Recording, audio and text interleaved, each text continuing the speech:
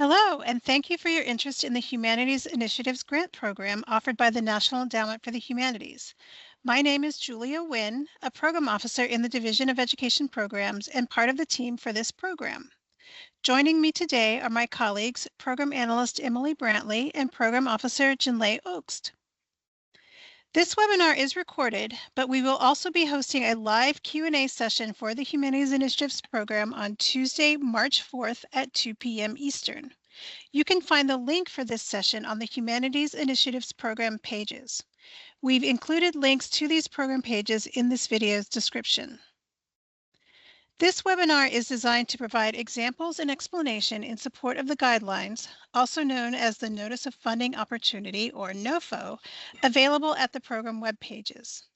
These guidelines are for applications submitted during the 2025 review cycle to fund projects beginning as early as February 2026.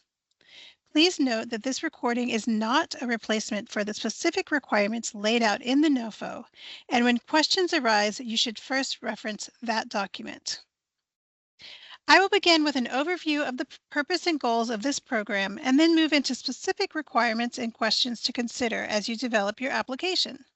Please know that we provide sample narratives and are available to answer questions and review optional draft proposals during the application process. I will discuss these further near the conclusion of this recording. Humanities Initiatives grants can help strengthen the teaching and study of the humanities at institutions of higher education by supporting the development of new or improvement of existing humanities programs, educational resources, or coursework.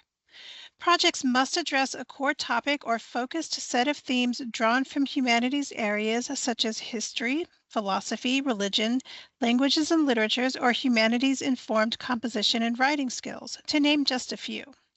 Remember, you're applying to the National Endowment for the Humanities, so keep the humanities at the core of your projects. Projects may, but need not be related to the cultural identity of an applicant institution. For example, it would be allowable for a Hispanic-Serving institution to submit a proposal on African American literature, or for a tribal college to submit a proposal on Shakespeare or any other humanities topic. We welcome any humanities topic. NEH welcomes applications for projects that would take place between 1 and 3 years to complete, and projects of varying scope and duration are judged equally. These grants are designed to be flexible to fit your projects and your institution's needs. Essentially, if you want to do a project that will impact humanities teaching or learning at your college or university, and you can do it in 1 to 3 years for $1 to $150,000, this may be the grant for you. This program supports a wide range of activities from foundational curricular planning to creating or revising bridge programs, dual enrollment programs, majors, minors, certificates, concentrations, honors programs, first-year seminars, capstone courses, and pathways to graduation or transfer to four-year institutions. It supports developing or enhancing curriculum-focused resources like oral histories, films, teaching modules, podcasts, mapping tools, and guidelines on how to use these humanities resources in the classroom. But wait, there's more. Projects that support students, such as creating the framework for sustainable humanities-focused internships, or developing opportunities for hands-on or experiential learning are also eligible. The program supports opportunities for faculty members to study together to improve their capacity to teach the humanities. Partnerships and collaboration with museums, libraries, historical societies, other institutions of higher education, local K-12 school systems, and others are welcome. I emphasize here that while partnerships and collaborations are welcome, projects should serve a key audience of students and or faculty from the applicant institution itself. These are just some ideas of what you can do with these grants. Again, it's flexible and can be tailored to suit your humanities needs. There are 5 different categories within the Humanities Initiatives program. In addition to the overarching colleges and universities program, there are also programs that specifically serve tribal colleges and universities, historically Black colleges and universities, Hispanic-serving institutions, and community colleges. You may find that your college or university is eligible to apply under more than one of these categories. But you will need to pick which one program you will submit your application to. For example, let's say your school is an HBCU and it could come in under that broad category for colleges and universities. You're allowed to choose whichever category you prefer, but I recommend, if you're eligible, to apply under one of those more specific categories rather than under the broad colleges and universities category. Each program is reviewed separately, and reviewers will be drawn from types of institutions represented. For example, review panels for humanities initiatives at HBCUs would have reviewers who are HBCU faculty or administrators and would therefore have more insight into those institutions' needs and concerns than reviewers in the more general humanities initiatives at colleges and universities program might. Your project may also be a good fit for another NEH grant program. Humanities Initiatives projects that connect humanities and non-humanities departments, for example, may also fit under our Humanities Connections grant program, whose applications are due in September. If your institution meets certain eligibility criteria, you may also be able to apply to the Spotlight on Humanities in Higher Education grant program, whose applications are due in October. You can find more information about these programs and their eligibility requirements on NEH's program pages.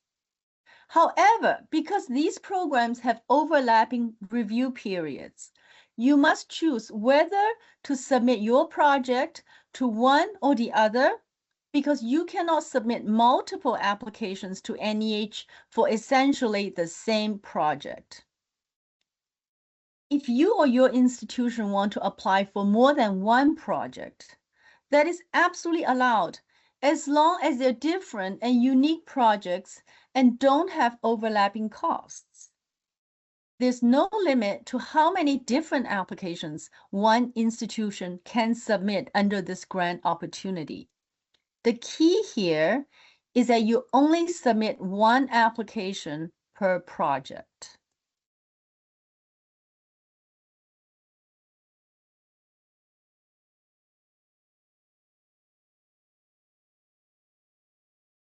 Julia? At NEH.gov, within the program resource pages, you can find a wealth of information, including frequently asked questions and important program dates. We also offer several sample narratives as examples of well-written applications. Each of the 5 categories has different sample narratives, though all of them could be helpful to you as examples of Humanities Initiatives projects, so I strongly recommend exploring the samples on each of these 5 pages. These samples are not complete applications. Some of their attachments have been redacted, but they contain the narrative, reading lists, work plans, and other key attachments that could be helpful references as you write your own application. Before we go any further, a bit more on eligibility. It is important to ensure that you are affiliated with an eligible college or university because this program prohibits individuals from applying.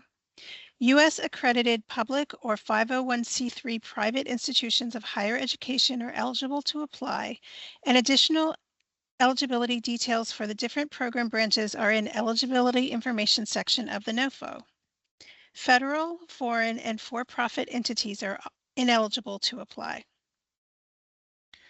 The NOFO is your blueprint for how to build a strong application, so I encourage you to become very familiar with this document and use it as your roadmap to success. Just a bit on how it's organized. The first few sections are descriptive: what the program's about, what we're looking for, who's eligible, and so on. Section D provides the specifics of exactly what to include in your application and how to format it. Section D includes an application components table, which you can use as your checklist to make sure you've included everything you need. Check here for things like page limits and how to save and title your attachment files. You'll also want to pay attention to the review criteria in Section E. This program has 3 criteria: intellectual quality, design quality and feasibility, and potential for significant impact. They are spelled out in Section E through a series of questions, and these are the same questions that reviewers will use to evaluate your proposal. As you write your application, keep these review criteria in mind. You'll notice that each section is tied to one or more of the review criteria, which can help you understand how each section will be evaluated during the review process. The narrative is the most important part of your application because it contains the substantive intellectual components of your project. Your narrative should contain these 6 sections, which you can find detailed in Section D of the NOFO under Application and Submission Information. I encourage you to organize your narrative in this order using these section headers and taking care to address each of the specific questions for each respective section, as this will help reviewers know exactly where to go to find the information they're looking for. The narrative must be no more than 8 single-spaced pages with 1-inch margins and a font size no smaller than 11 points. Applications whose narratives exceed 8 pages will be deemed ineligible. In the intellectual rationale section, you want to explain why now. What makes your project compelling? What makes your project important to your institution and to the humanities? What kind of impact will your project have and what audience will it serve? Connect it back to teaching and learning at your institution. Narrative space is limited, so I like to encourage applicants to give a thorough overview and use specific and strategic examples to illustrate your points and bring your application to life for the reviewer.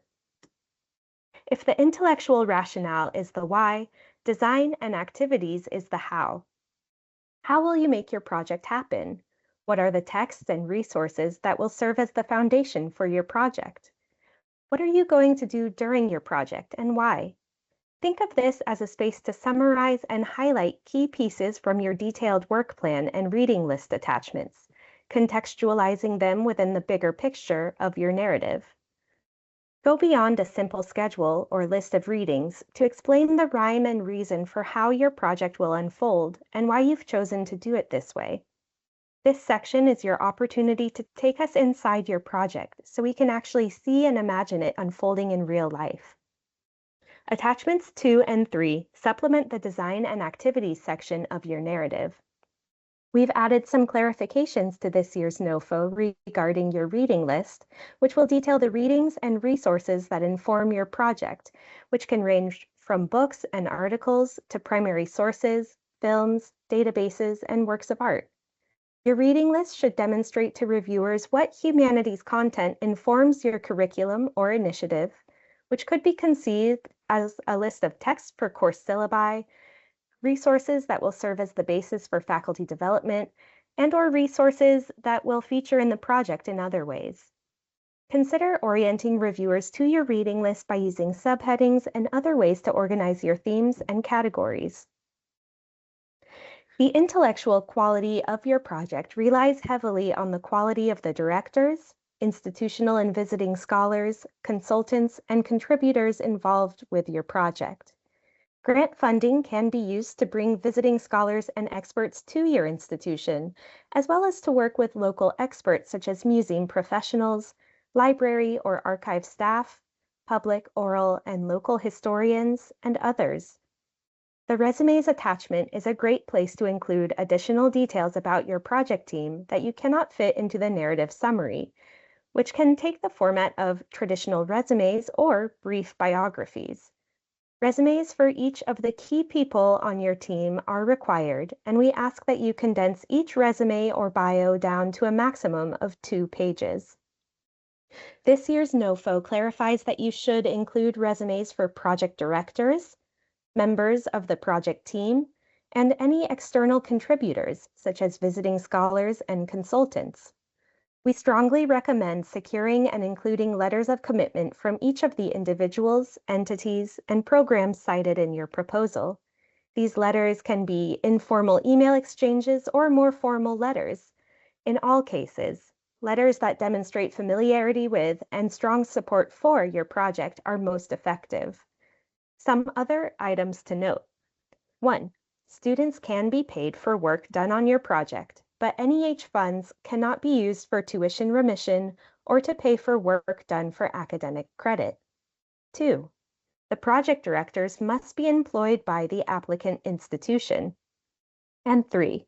The institutional grant administrator will handle budgeting and institutional requirements on your end, as well as facilitating official interactions with the NEH. The grant administrator and project director must not be the same person. The institutional context section of your narrative will explain the situation of the humanities at your institution and how your project will fit into that context. Has your institution made any previous attempts to address project objectives, or does this project build on a previous NEH grant? If yes, provide some background. Do you plan to collaborate with any other organizations? Are there any institutional resources you'll draw on? This section will be supplemented by your required institutional letter of support attachment.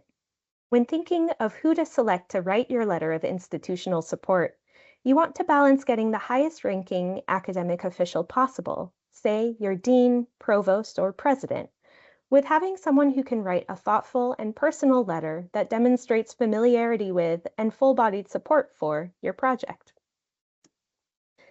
NEH reviewers will also want to see the institutional impact that you envision for your project.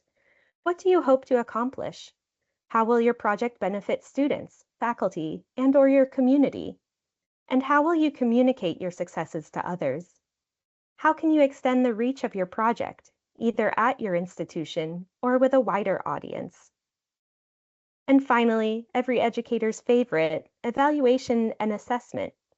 This section will eventually tie into the annual and final reports for NEH that will be required of funded projects. NEH does not require a specific assessment format or method. You should create an evaluation plan that will best assess the goals and benchmarks you've identified for your project. Generally, we do recommend that evaluation plans include both formative and summative evaluation and include both quantitative and qualitative measures as appropriate. Your narrative and attachments should be succinct, self-explanatory, well-organized, and free from technical terms and jargon. You want to balance breadth and depth, being both clear and concise and sufficiently descriptive and illustrative. You're writing your application for an audience of NEH reviewers, so write with both specialists in your field and generalists from outside your field in mind, as both will be reviewing your application. As you're adding attachments to your grants.gov application package, be sure to only attach PDFs. If you accidentally attach a Word, Excel, JPEG, or other file, your application will be automatically marked as ineligible by our system. So please make sure that you and your grant administrator are careful to only include PDFs as attachments. Aside from the narrative and subsequent attachments, your application will also include a budget, using the research and related budget form that's preloaded in your grants.gov application portal. You'll complete this form within grants.gov, and it will automatically integrate into your application package, so you do not have to upload it as a separate attachment. Because this is a government-wide form, be sure to read the application and submission information section of the NOFO for how exactly to fill it out for this grant program's purposes. Note that all projects are required to submit a budget justification to complement the budget form itself. This can be in any format you choose: bullet points, a narrative, spreadsheets and tables, or some combination of the above. Just be sure to attach this as a PDF saved as justification.pdf to your budget form. Speaking of NEH funding, it's also important to be aware of NEH's funding restrictions. You can find a more complete listing in the funding restrictions section of the NOFO, but I want to caution you against some of the most common pitfalls we see. The NEH cannot fund the promotion of particular political, religious, or ideological points of view, advocacy for a particular program of social or political action, or support of specific public policies or legislation. The best ways to avoid this are to, 1, include diverse and varied voices, scholars, and sources. 2, present participants with unbiased information and allow them to draw their own conclusions. 3, focus on the humanities content in your application. And 4, avoid language and goals related to advocacy and activism. What you might see as the application of the humanities to real-world situations, a reviewer might see as advocating for a particular cause or program social action. But by being careful to include differing viewpoints and keeping the focus on open inquiry, you should be able to maintain a well-balanced project. The NEH also cannot fund projects that fall outside of the humanities. We most often see this with projects that try to incorporate the creation or performance of art, or projects that involve participants doing creative writing or creating autobiographies, memoirs, or creative nonfiction. We also sometimes see this with projects that focus on social science research or policy studies, or projects that focus on pedagogy or methodology. We value effective pedagogy and sound methodology, but your project must be driven by humanities content. The NEH cannot fund tuition fees for student assistance, nor can it fund work undertaken in pursuit of an academic degree or individual research projects. Additionally, the NEH cannot fund things like social events, meals, banquets, or alcohol. Drafts are optional, and they're one of the best ways for you to get detailed and specific feedback about your application from an NEH program officer. Drafts should be submitted via email to our email address, hi@neh.gov by March 25th. I recommend sending your materials as email attachments. We aim to complete these and return feedback as quickly as possible, but we cannot review drafts submitted after the March 25th deadline.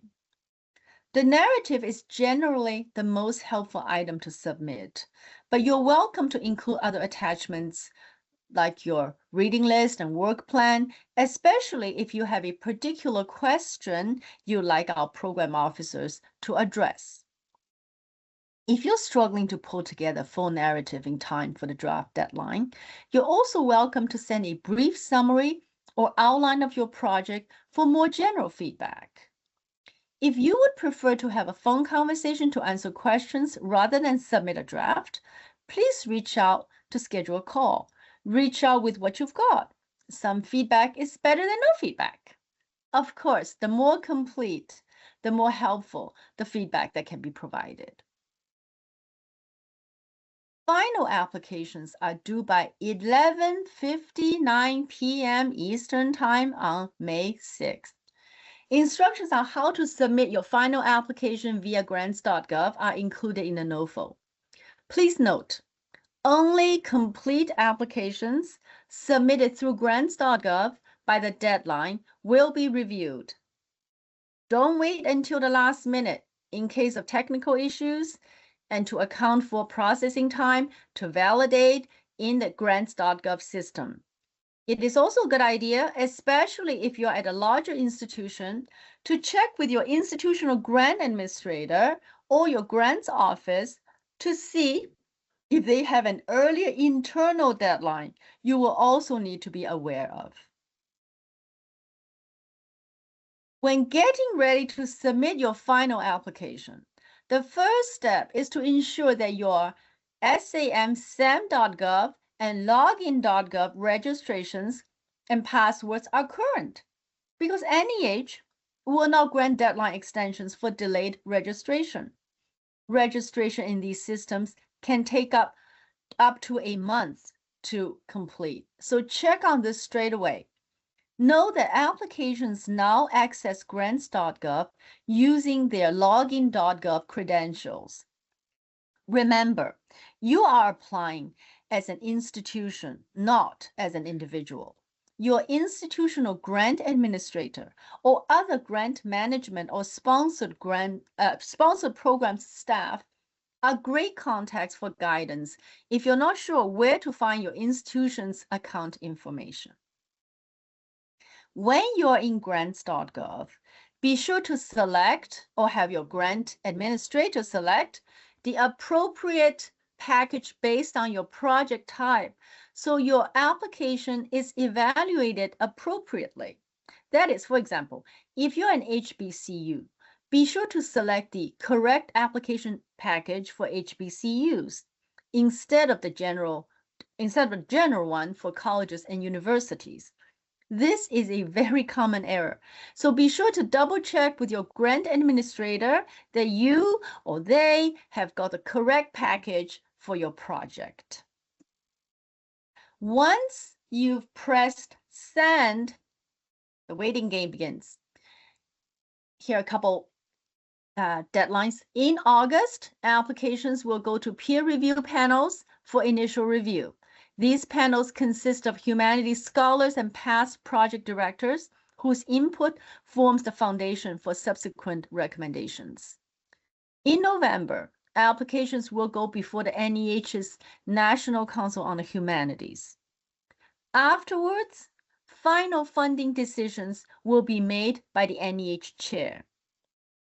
We expect decision notifications to be made in December for grants beginning as early as February 1st and as late as September 1st. As noted in the NOFO, we expect to award around 20 or 25 projects in this cycle, spread out among the Humanities Initiative's 5 categories. You can find each category's 3-year averages by scrolling to the bottom of its respective program page. That said, we do not know, going into any review panel or even when the National Council convenes, exactly how many projects will ultimately be funded. Regardless of the outcome, you can get the most out of your relationship with the NEH by asking for your reviewer comments once decisions have gone out in December, contacting us for additional feedback or guidance, volunteering to serve as an NEH panelist for an inside look at how the process works and what makes a strong application. You can sign up at this link or find it by Googling NEH panelist sign up. Signing up for the NEH's newsletters to stay informed of the opportunities relevant to you. To sign up for our listserv, visit the NEH homepage, scroll down to the bottom and click the envelope icon in the bottom right corner and apply again for this or other grant opportunities. So with that, thank you so much for joining us. Here is our contact information, which is also listed online and in the NOFO. And please don't hesitate to reach out with questions and drafts. We look forward to hearing from you and hopefully working with you on a project of your own. Thank you again for your time and interest in the NEH's Humanities Initiatives Grant Program. And remember, we will be hosting a live Q&A on Tuesday, March 4th at 2 p.m. Eastern. You can find the link for the session on the Humanities Initiatives program pages. We hope to see you there. Thank you.